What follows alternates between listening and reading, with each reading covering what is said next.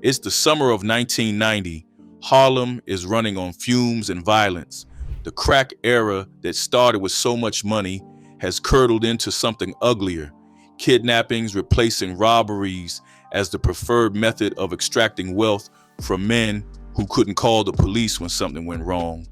Task forces sweeping entire blocks. Informants multiplying inside every organization that had survived long enough to have something worth telling. The streets were producing body counts at a pace that made the newspapers sound like they were reporting the same story over and over with new names. Rich Porter had been killed in January of that year. Azie Faison was watching everything around him collapse. Alpo Martinez was already calculating his next move, which would eventually lead him to the government. The men who had defined Harlem's drug era were disappearing one way or another. And in the middle of all of that, on some unremarkable Harlem block, a group of men posing as federal agents pulled up on a man named Richard Simmons. They had handcuffs, they had a plan, they had already successfully kidnapped multiple wealthy Harlem figures using the same method, flashing badges, signaling targets to pull over, using the theater of law enforcement to generate the 2 or 3 seconds of confusion they needed to get someone restrained and into a vehicle before that person's brain could catch up to what was actually happening. The ring had extorted hundreds of thousands of dollars from Harlem's street wealthy. They had a list, and Richard Simmons was on it. He was on it because of what he represented: serious money, serious weight in the game, and no legitimate legal recourse if someone came for what he had built. The ring moved on him.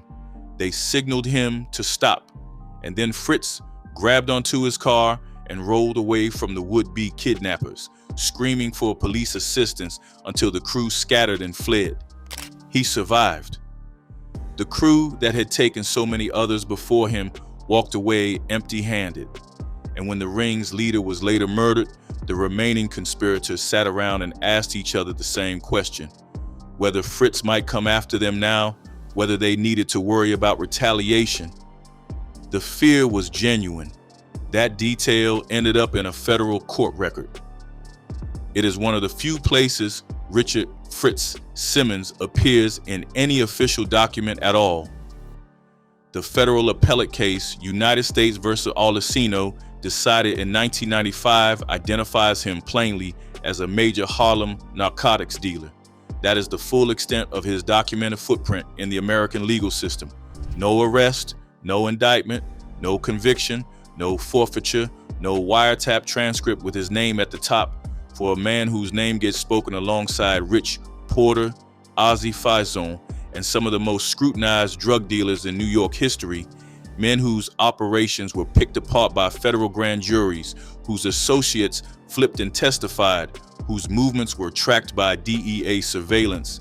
Fritz left almost nothing behind that a researcher can point to and say, here, this is confirmed, this happened. There is very little pictures of him circulating online. Whatever photographs you see of Richard Simmons are probably sitting in the bottom of some family member's drawer somewhere, in an envelope that nobody has opened in 30 years. He moved through one of the most documented criminal environments in American history and came out the other side of it almost entirely invisible. Nas put his name in a bar alongside Kenneth Prince McGriff, Prince from Queens and Fritz from Harlem, in a lyric cataloging the royalty of New York's street era, which tells you exactly how he was regarded by the people who were there. You don't get named by Nas in that company unless your weight in that world was recognized as real. And yet, the documentation that should back that recognition up is almost entirely absent. This script is going to work with what actually exists. Where a claim has a source, that source will be clear. Where something lives in oral history and street memory, it will be presented that way. Not as fact, not as fabrication, but as the kind of story that only survives because people believed it was true. Because the story of Fritz Simmons is worth telling precisely as the thing it is, part documented history, part legend, part mystery, and entirely the product of a very specific city, a very specific decade, and a very specific world that no longer exists. The story didn't begin with that kidnapping attempt in the summer of 1990. It began in Harlem at least a decade before that, in the world that had to exist for a man like Fritz to be possible at all. The world that built Fritz. To understand Richard Simmons, you have to understand what Harlem looked like before cocaine changed the entire architecture of its street economy, and what the arrival of cocaine meant for the men who were already in position to take advantage of it. Through the 1970s, Harlem's underground economy ran primarily on heroin. The Italian-American mafia had controlled the bulk of New York's heroin importation since at least the late 1940s. The French connection supply route through Marseille, the long reach of the five families into the port of New York, the numbers rackets that ran beneath every street corner in Black and Latino neighborhoods across the city. Black and Latino dealers occupied the distribution end of that chain. They made real money, built real organizations, and commanded real blocks. But the supply structure above them was largely controlled by people who did not look like them and did not live in their neighborhoods. And getting above a certain level in that hierarchy required either an extraordinary set of connections or a willingness to operate through intermediaries in ways that left you perpetually dependent on someone else's product and someone else's goodwill. By 1985, roughly 1 in 40 New Yorkers was addicted to heroin. The city was simultaneously broke, understaffed, and overwhelmed by the scale of what it was dealing with. Police precincts in Harlem and the South Bronx were underfunded and demoralized. Buildings burned. Public housing deteriorated into something that looked like it had been built to contain poverty rather than address it. And in the vacuum left by state collapse, the streets filled in. They organized themselves into a shadow economy with their own supply chains, their own hierarchies, their own rules, and their own enforcement mechanisms, the last of which was exclusively violent. Cocaine entered that world like a solvent. It didn't gradually work its way into Harlem's drug market. It arrived and restructured everything. Through the late 1970s and accelerating into the early 1980s, Colombian product began flooding American cities at a volume that pushed prices down and put serious weight within reach of dealers who would never have been able to afford to operate at that level in the heroin era. The oversupply of cheap Colombian cocaine hit New York hard, and crack arrived alongside it in the early 1980s, a cheaper, smokable form of the drug that created a new category of street dealer and a customer base that expanded faster than anyone could have anticipated. Crack didn't just create new addicts, it created a new class of entrepreneur. Young men who had grown up watching the heroin era now had access to a product with faster turnover, higher street margins per unit, and a cultural moment that was aggressively glamorizing exactly the lifestyle that moving crack money could buy. Scarface came out in 1983 and became something close to a sacred text for a generation of Harlem hustlers. The aesthetic of the untouchable, ostentatious drug lord went from movie fantasy to operating manual inside of a few years. Men spent to be seen, they wore the money, they drove it and parked it in front of their buildings and let the car do the announcing. Fritz Simmons did none of that. Every surviving account of him, from every corner of the oral history that surrounds his name, describes the same fundamental thing: a man who did not dress to be noticed, who did not spend for visibility, who wore the discipline of restraint the way other men wore jewelry, as a statement about what kind of operator he was. In an era when flamboyance was both a marketing tool and a liability, Fritz's invisibility was a choice, and it was almost certainly one of the reasons he lasted as long as he did. The Harlem Plug, the Richard Fritz Simmons story, self-published in 2021 under the name Harlem Holiday, claims that Fritz was introduced to drug dealing by a Lucchese crime family associate who provided him with his first stash and pointed him toward a Colombian supply connection. The Lucchese family, one of New York's 5 mafia families, had deep roots in Harlem going back to the heroin era. They ran numbers, controlled certain supply points, and had for decades used Black and Latino distributors to move product at the street level while maintaining structural insulation from street-level enforcement risk. By the late 1970s, as cocaine began to push heroin into the background, those relationships were being reconfigured. Italian intermediaries who had controlled the upper tiers of the market were increasingly looking at a Colombian product that they had no historical infrastructure for, and in that reconfiguration, Harlem distributors who had already proven themselves capable of moving volume and managing money began to gain leverage they hadn't had before. The idea of a Lucchese connected figure sponsoring a young Harlem dealer with discipline and business instincts is not implausible. It fits the documented structure of how those relationships worked during that transition period. But there is no law enforcement record, no federal file, no court document that has ever been made publicly available connecting Richard Simmons personally to the Lucchese family. The claim comes from one self-published book that is, by design, promotional material for a legend. It gets held at arm's length accordingly.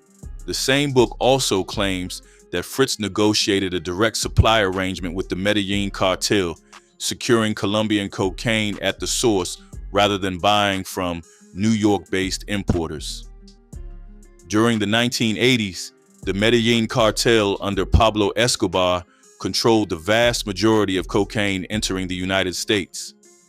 Their product moved through Miami primarily, then through Dominican, Puerto Rican, and Cuban wholesale networks in New York, and from there into the hands of the men who actually distributed it at the neighborhood level. A direct Medellin connection would place Fritz at the absolute apex of the supply chain, not a bulk buyer from a New York importer, but a man with his own Colombian pipeline. No DEA case, no wiretap, no federal indictment has surfaced to confirm this. What is almost certainly true is that Fritz's product ultimately originated in Colombia. That was true of every significant cocaine dealer in New York during the 1980s. Whether he negotiated directly with cartel representatives or bought from a Queens-based importer who bought from Miami, who bought from Medellin, is the difference between legend and logistics, and the available record does not answer it. What the record does establish is that by the mid to late 1980s, Richard Simmons was operating at a scale that made him a target for one of the most sophisticated extortion rings working Harlem's streets. That alone tells you something. Men who moved modest weight didn't make those lists, and the quantities the street attributes to him, 300 to 500 kilos of cocaine per month, are almost certainly inflated. Moving that volume would require a logistics operation so large that the absence of any federal seizure or arrest involving Fritz would be functionally impossible to explain. But discounting the exaggeration does not discount the underlying reality. He was real, he was significant, and the way he built his operation was precisely what kept him free. The consignment, King and the Rich Porter connection. The most important thing Fritz apparently understood about the cocaine wholesale business was that control was not about what you physically possessed. It was about what you were owed. The consignment model, fronting product to dealers with payment deferred until they sold it and came back for more, was the engine of Harlem's wholesale drug economy during the crack era.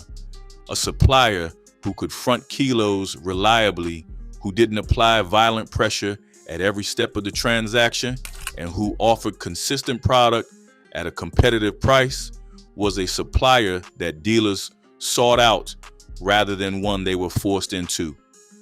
The distinction matters because it creates a fundamentally different and power dynamic. You don't have to threaten the people who need what you have.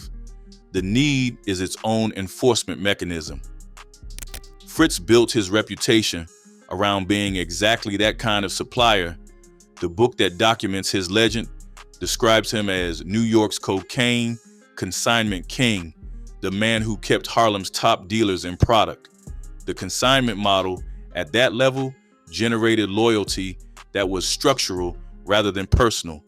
When a supplier fronts you 30 kilos and trusts you to bring the money back on a handshake, you do not switch suppliers the next time someone offers you a slightly better price. You do not risk the relationship that took time and volume to build.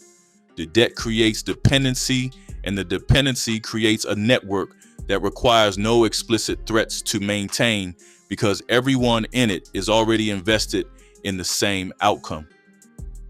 Fritz reportedly ran this model across multiple dealers simultaneously, across Harlem, into the Bronx, and by some accounts into parts of New Jersey. The Harlem Plug Book claims he employed hundreds of people across that distribution network. That specific number is unverifiable, but the structure it describes, a sprawling, informal web of buyers, transporters, and street-level workers, all downstream of a single source, is consistent with how other high-volume Harlem wholesalers of the same era organized their operations. This is where the name Rich Porter enters the story, and this is where the documented record goes completely quiet and the oral history gets very loud. Rich Porter came up fast in Harlem. Born in 1964, he was dealing seriously by his early 20s, and he was doing it with a level of visibility that made him a neighborhood figure almost immediately.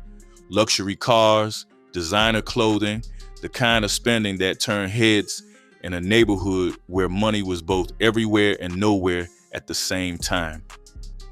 His childhood friend Azie Faison was running alongside him through those years, starting in heroin and transitioning into cocaine and crack as the market shifted. The two of them, together with Alpo Martinez, who would later become one of the federal government's most consequential drug trade informants, formed the core of what became Harlem's most mythologized dealer circle. Their lives became the 2002 film Paid in Full, which turned their story into something close to a period document of the era.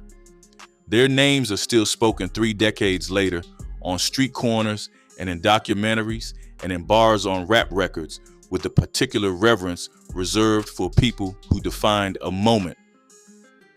Azie Faison has spoken in multiple interviews across the years about a supplier he refers to as Fritz, a man who sat above him and Rich Porter in the supply chain, who gave them product on consignment and who operated with a discipline and low profile that stood in stark contrast to the way Porter and Faison themselves moved through the world.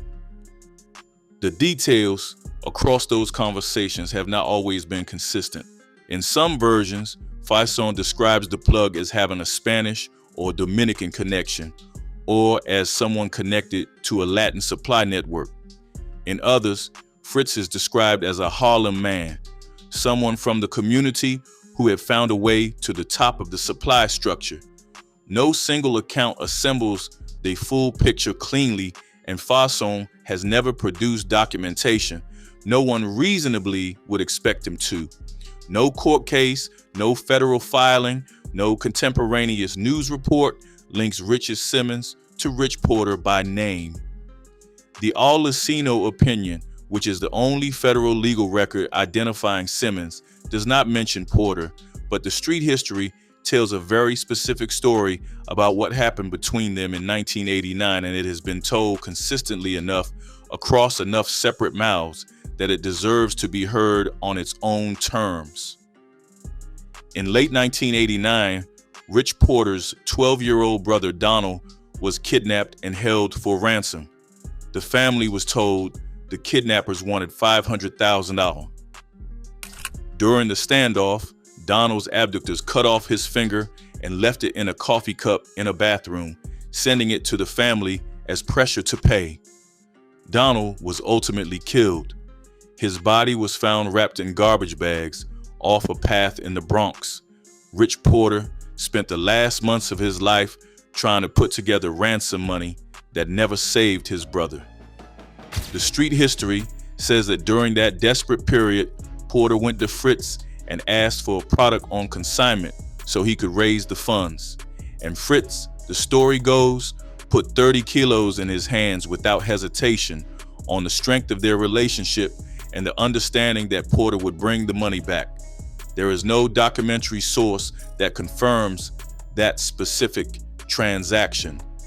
But what it represents is the way Harlem remembers Fritz, not simply as a supplier, but as someone who operated by a code that included loyalty to the people connected to him, who could be approached in a moment of genuine crisis and would move. Whether those 30 kilos actually changed hands exactly the way the story tells it, or whether the story has been polished over 30 years into a more cinematically satisfying version of something more complicated, is something the record cannot answer. What it tells you is how Fritz was understood by the people who needed to understand him, and that understanding shaped his reputation in ways that were every bit as real as whatever actually happened. Rich Porter was shot and killed in January 1990, 25 years old, 1 month after his brother's body was found.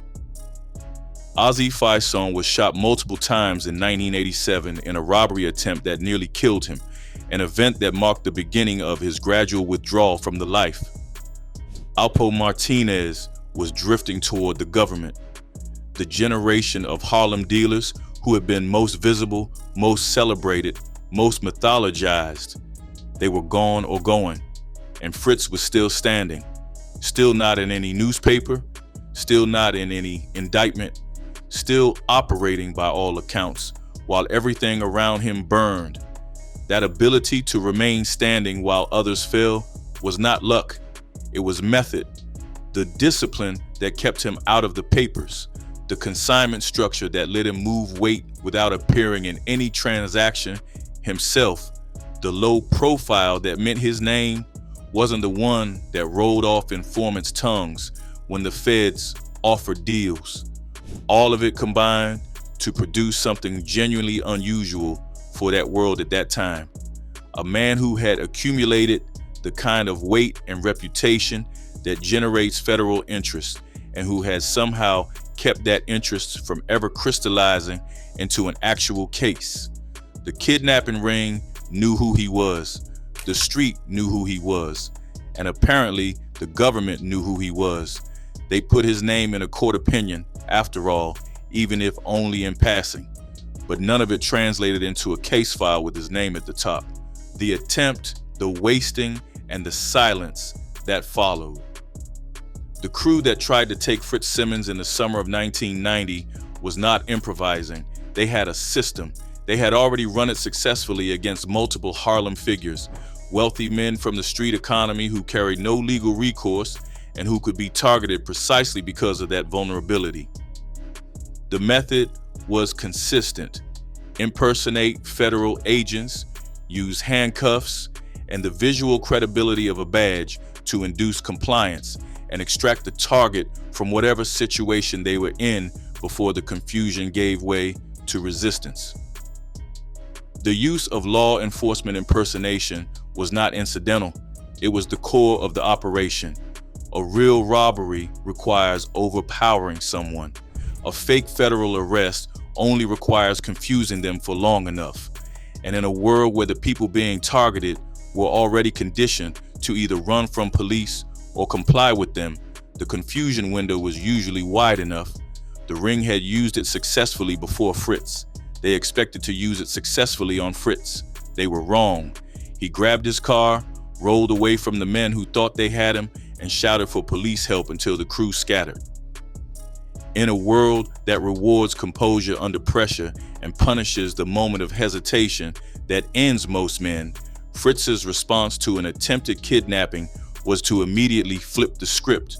to invoke the same law enforcement apparatus that he had spent years successfully evading, using it as a shield in the one moment it actually served his interest. The crew ran, he walked away, and the ring that had successfully taken everyone before him came up empty. The federal prosecution that ultimately dismantled that kidnapping ring documented the attempt in detail.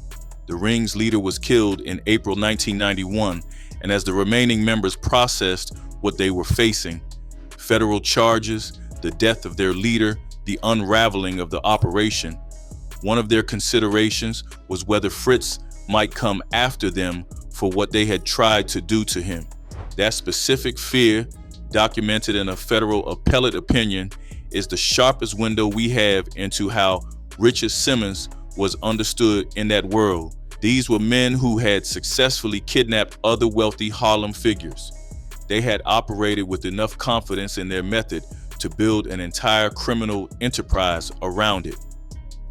And yet, when they thought about what it meant to have failed against Fritz specifically, the question that came up was whether he was going to come for them, not whether the police would find them, not whether their operation was blown, whether Fritz would retaliate.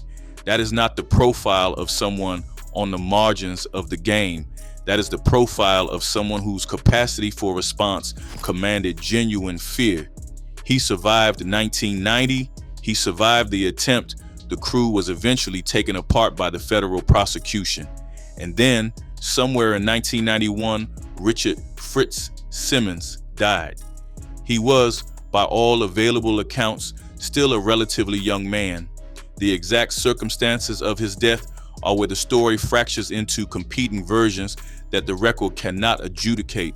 Teresa Ms. T. Pearson, a Harlem figure closely associated with Azie Faison, someone who moved through the same circles and had proximity to the people around Fritz, spoke about that period in an interview published in the Atlanta Daily World.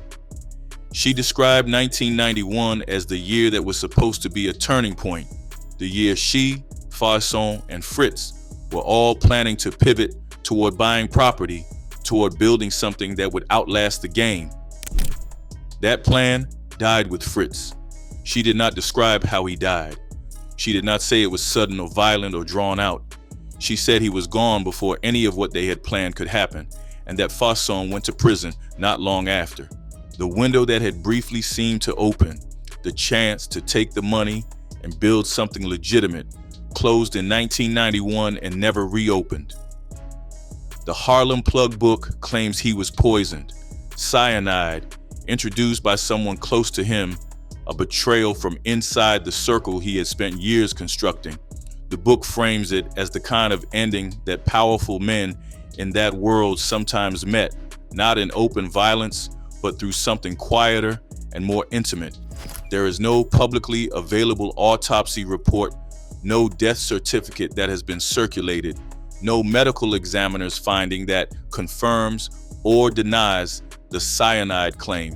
It exists entirely within the same low confidence space that most of the book's specific claims occupy, possible in the abstract, unverifiable from any available record. If it happened the way the book describes, the question of who ordered it and why has never been answered. The kind of betrayal that ends a man of Fritz's standing in that world could have come from any number of directions. A rival, a former associate, someone who owed him money and saw a simpler resolution to that debt than paying it. None of those explanations have ever been attached to a name. But there is another version of how Fritz ended, one that moves through the oral history of that world in a lower register, in the way that certain truths got spoken in Harlem in the early 1990s, quietly, carefully, with the kind of circumspection that comes from living through something that the culture around you doesn't yet have clean language for. People who were there, who remember the dealer class of that era from the inside, described Fritz in his final period as someone who got sick, someone who wasted away, someone who grew thin and weak and then was gone. The word AIDS never gets used directly.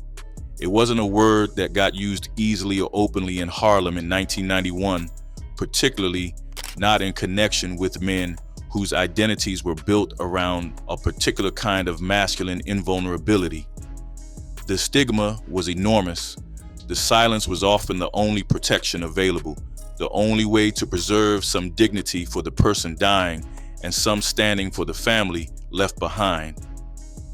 But the description, a man who diminished and then disappeared, carries a particular weight when you place it in Harlem in 1991 at the peak of the AIDS crisis in that community, in a world where the disease had no preference for who it took.